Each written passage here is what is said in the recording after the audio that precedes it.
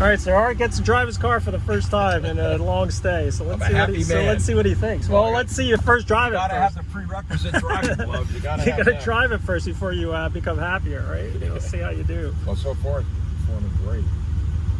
Put these on and I can drive. There we go.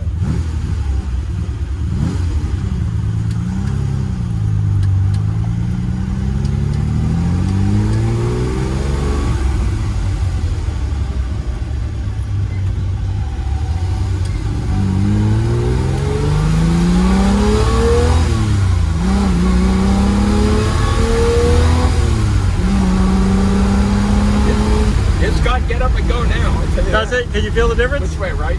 Yeah, just follow right. Oh, I can definitely feel it right off the bat. It's got a lot more response, a lot snappier. A lot more.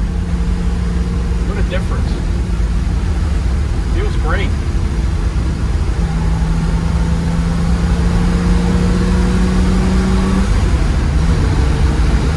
Yeah.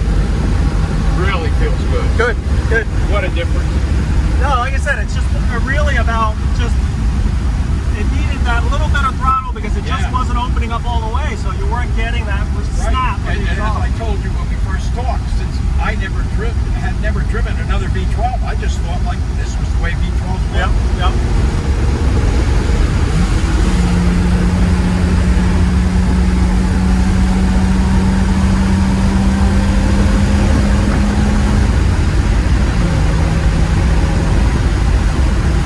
That's what's fun about these old cars. It's like when you go through these turns, as long as you're on power, it flattens itself out. It might understeer a little bit, but once you get on power, it levels out. And this road is great because it's just long, high-speed sweepers.